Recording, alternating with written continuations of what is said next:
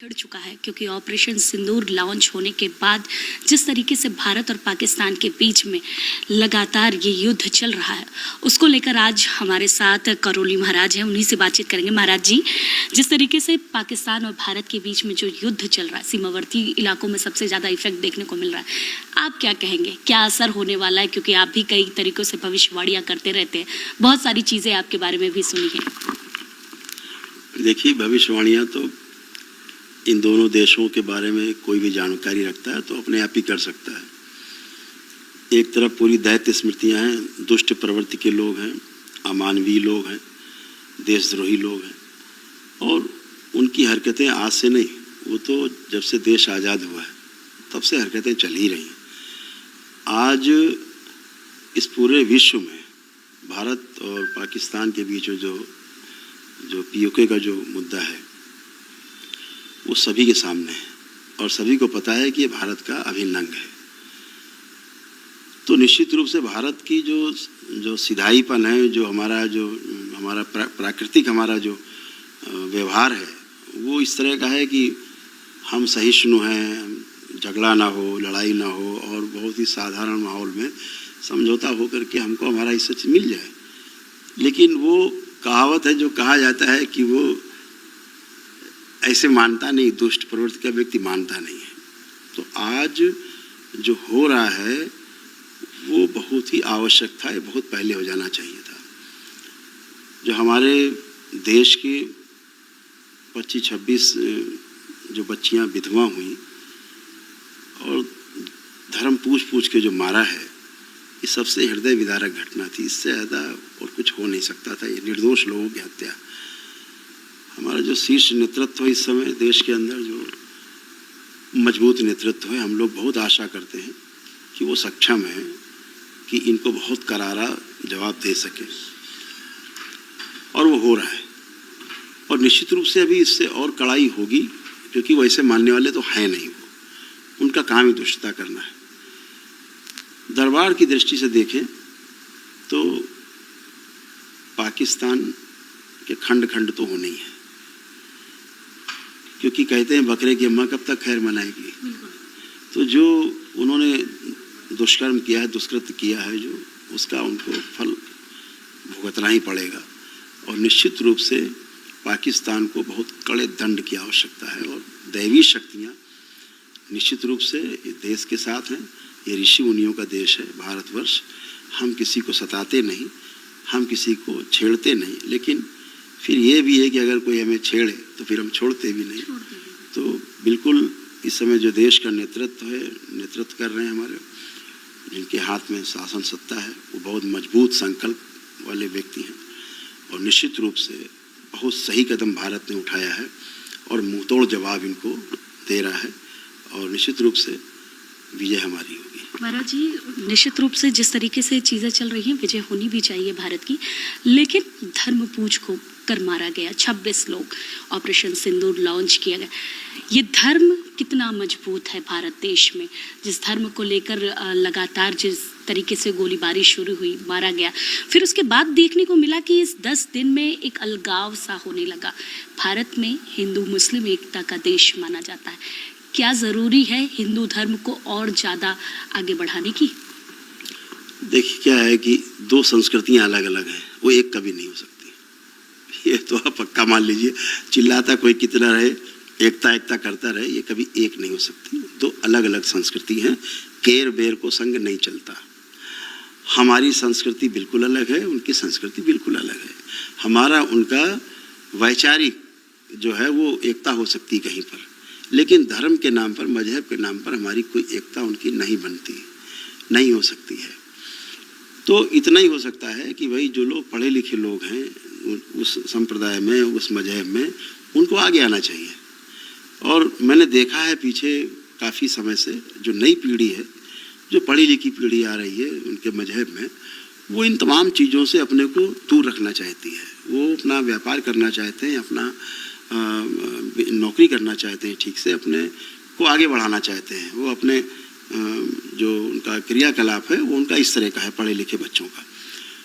इनके यहाँ जो शिक्षा का जो अभाव है, शिक्षा का जो बड़ा अभाव है, उसके कारण इनके यहाँ ऐसा सोच विचार है कि अलग अलग अलगाववाद का, देशद्रोह का और यहाँ रह करके पाकिस्तान जिंदाबाद करने का वो अनपढ़ जैसे लोगों का काम है। मैक्सिमम जो बच्चे पढ़े लिखे हैं वो इनसे अपने को बहुत दूर रखना चाहते हैं, एकदम दूर रखना चाहते हैं और रखे हुए भी हैं। हमने पिछले तमाम घटनाओं में देखा है कि ऐसा हुआ है।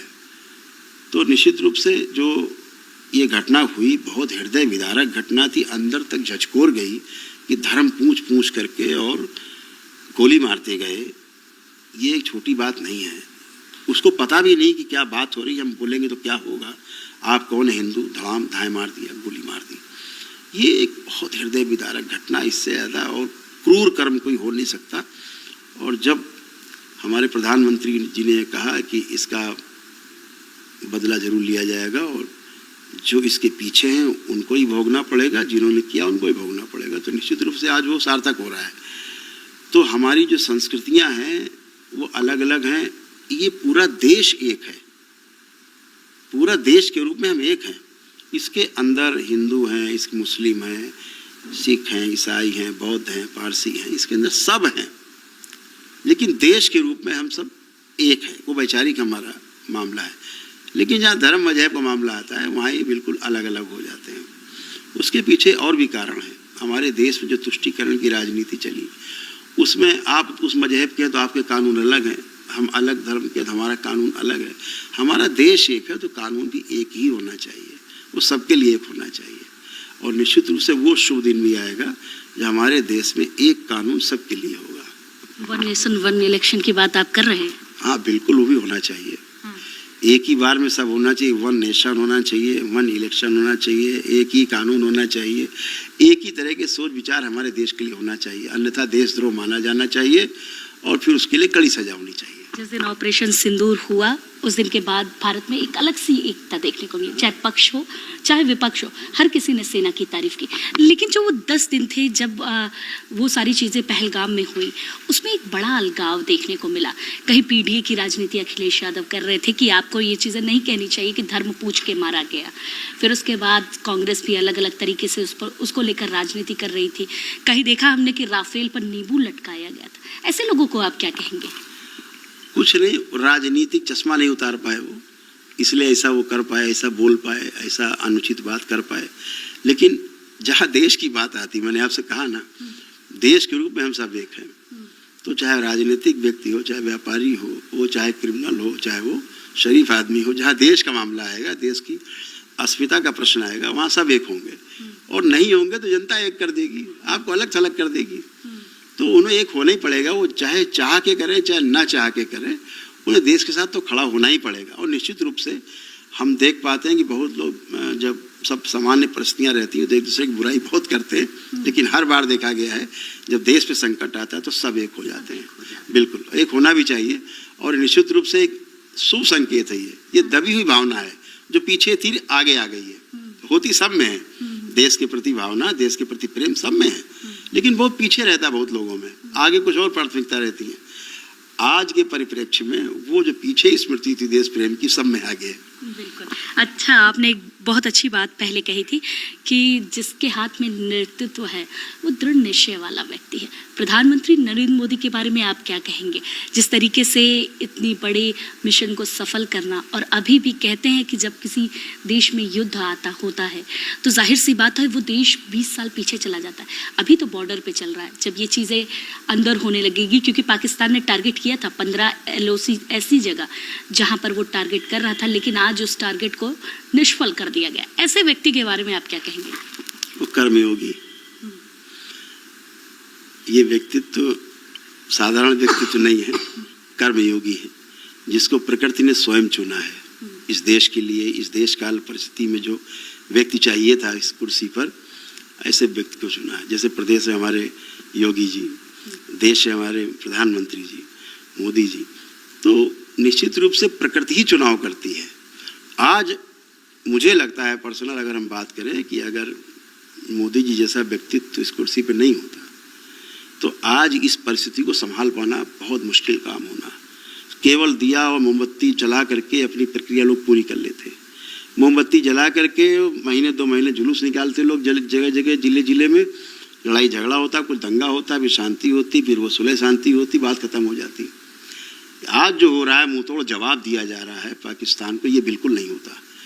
तो मोदी जी एक दृढ़ प्रतिज्ञ व्यक्ति, दृढ़ निश्चयी, अपने वचन के पक्के, देश प्रेमी और सब कुछ देश के लिए सर्वस्व से न्यौछावर करने वाले प्रधानमंत्री, हम लोग धन्य हैं जो हमारे प्रधानमंत्री हैं।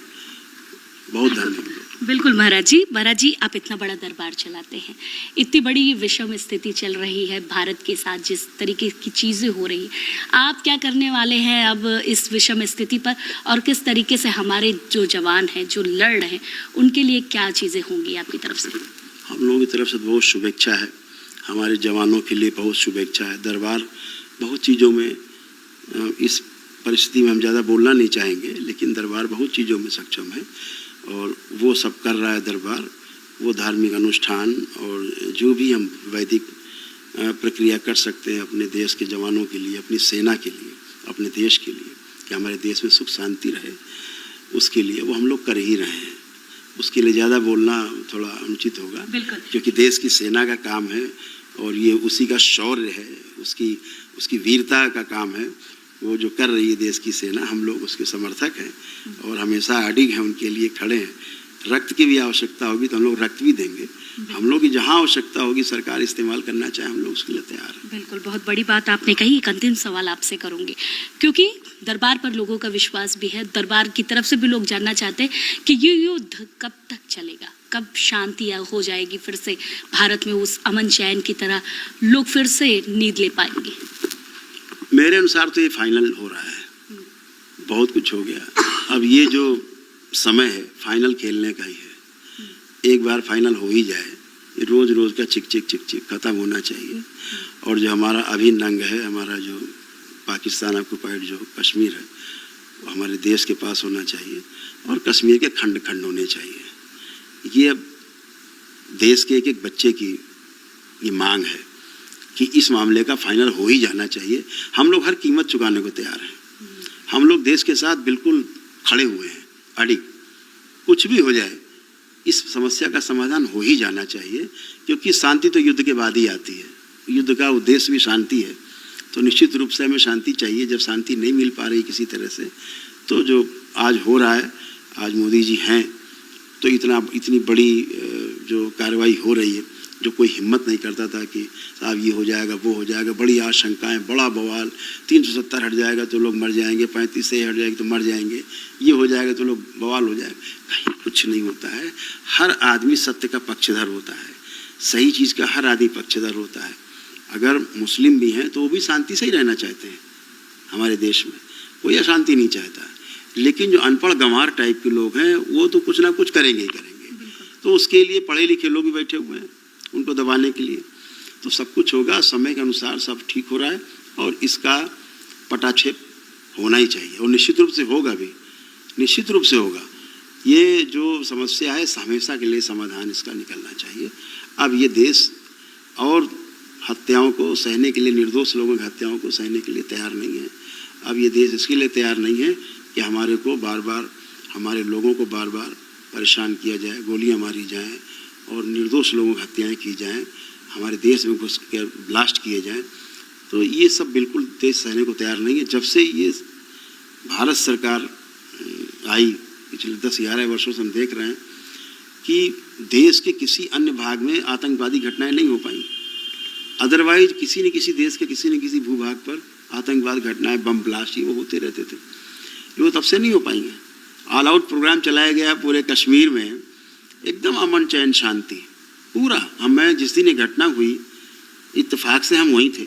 अच्छा। मैं मैं कश्मीर में ही था और पहलगाम जाने की हम लोग तैयारी कर रहे थे वहीं, लेकिन हम लोग ऊपर से जम्मू से कश्मीर गए थे, उधर होते हुए उधमपुर से, और नीचे आकर पठानकोट में रुक गए। बस उसी दिन की घटना है, मैं वहीं था, कश्मीर में ही था। तो मुझे लगता है कि इतनी शांति थी। मैं जब पहली बार इसके पहले गया था तो मैंने देखा था, 10-11 साल पहले गया था, 12 साल पहले, तो जगह जगह मैंने हर 100 कदम पे एक एक सिपाही खड़ा देखा, सीआरपी का। इस बार मैं गया तो बिल्कुल नदारत से कोई था ही नहीं सड़कों पर, कोई पुलिस नहीं थी, कभी कहीं बीच बीच में गाड़ियां खड़ी थी। अदरवाइज जैसे पहले बहुत थी, ऐसा कुछ भी नहीं था, एकदम शांति थी। तो जो शांति को, जो अमन शांति को खतरा पहुंचाने वाले लोग हैं, जो अमन शांति नहीं चाहते हैं, इनका सफाया एक बार हो ही जाना चाहिए। और इसकी कीमत चाहे कुछ भी चुकानी पड़े, लेकिन एक बार इसका सफाया होना चाहिए। जी बिल्कुल, बहुत बहुत धन्यवाद आपका। तो करोली महाराज हमारे साथ थे और जिस तरीके से इन्होंने बातें कही, ये साफ है कि अब अंतिम चरण है और अंतिम रण है और हमें इसका बदला जरूर चाहिए। कैमरामैन अर्शद के साथ मैं वर्षा शाही, इंडिया न्यूज़ लखनऊ।